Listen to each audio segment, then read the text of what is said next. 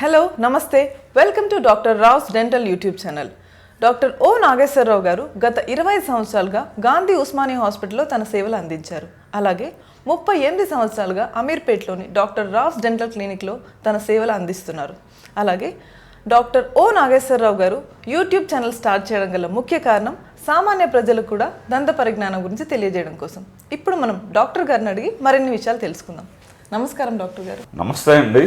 Fish అవి తిన్నప్పుడు కొంతమందికి పళ్ళ మధ్యన చిగుర్లలో ఇరుక్కుపోతూ ఉంటుంది. అలాంటప్పుడు ఏం చేయాలో మా వ్యూయర్స్కి తెలియజేయండి. చాలామంది ఈ ఫిష్ తినేటప్పుడు చాలా తొందరగా తినేయడం జరుగుతూ ఉంటుంది అన్నమాట. తర్వాత ఈ ఫిష్ ముళ్ళు అనేది చాలా తెల్లగా ఉంటుంది. ఆ తెల్లగా ఉంటుంది, కొన్ని చిన్నగా ఉంటాయి. పెద్దవి అయితే మనం ఈ చిగురులో ఇరుక్కున్న లేదా పళ్ళ మధ్యన ఇరుక్కున్న మనం తీసేయచ్చు. అదే చిన్నగా ఉంటే అది చిగురు మధ్యలో అది గుచ్చుకుంటుంది అనమాట. ఆ గుచ్చుకున్న భాగం కూడా మనకి ఏంటంటే చేతికి ఎట్టి పరిస్థితుల్లోనూ అందదు.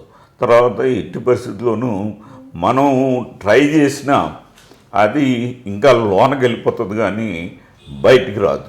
కాబట్టి ఈ పరిస్థితుల్లో డెఫినెట్గా డాక్టర్ని సంప్రదించాలి. డాక్టర్ని సంప్రదించే ముందు ఏంటంటే మనం ఇంకా ఏమీ చేయలేని పరిస్థితి కాబట్టి మనం ఆ నొప్పిని భరించడం కోసం ఏదైనా ఉప్పు నీళ్ళు కొద్దిగా వేడి నీళ్ళు కొద్దిగా ఉప్పేసి బాగా పుక్కిలించాలి. లేకపోతే ఏమైనా మౌత్ వాష్ ఉంటే పుక్కిలించాలి. అట్లాగే ఏదైనా ట్యాబ్లెట్ పారాసిటమాల్ కానీ లేకపోతే ఏదైనా పెయిన్ కిల్లర్ కానీ వేసుకున్నట్లయితే ఆ రోజుకి ఆ నొప్పి తగ్గుతుంది.